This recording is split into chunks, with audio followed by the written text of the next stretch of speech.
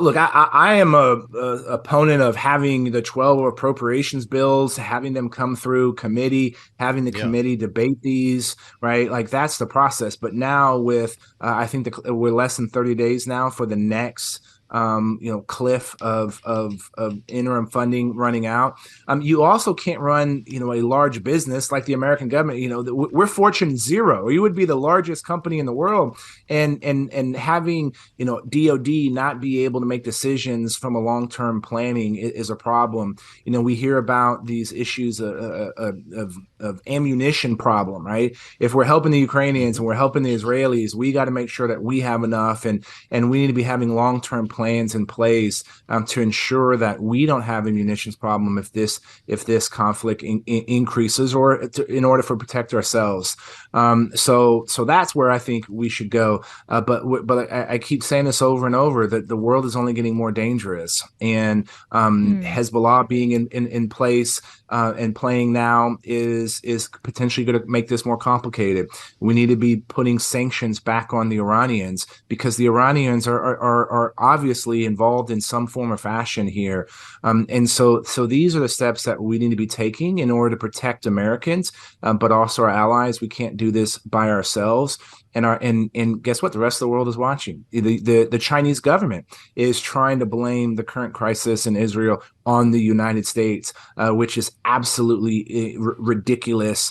But having these dumb food fights in Washington that happen almost every 6 months is a waste of everybody's time. Well, as you talk about the world being dangerous and potentially expanding, we are just getting some headlines out from Admiral John Kirby, who, of course, is a spokesman for the NSC, saying there is no sign of a new actor trying to widen the Israel conflict yet. And yet, when we think about where we began this conversation, Congressman, about the intelligence failures, how can we be so sure we wouldn't miss an escalation of some kind? The head of the IRGC Quds Force was in the region months ago, meeting with all these actors that are involved now. The fact that you're seeing the same tactics, techniques, and procedures used by Hezbollah that Hamas did over on Saturday is an indication right there that there is a level of coordination.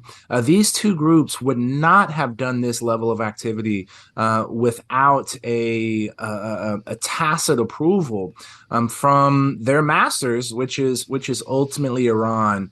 And this is the problem that the Biden administration is playing, like this notion that they're trying to not make Iran out to be the bad guy. The Iranian government is not going to change its spots. They have been lying to and misleading the international community for over 30 years. They have been killing innocent people for over 30 years. They killed their own people that are protesting. And so this notion that hey, there's not a smoking gun, that the Iranians are behind it. The fact that you had the leader of, in essence, the combination of Iranian special forces and intelligence meeting with senior leaders of these groups that did this attack, we call that smoke.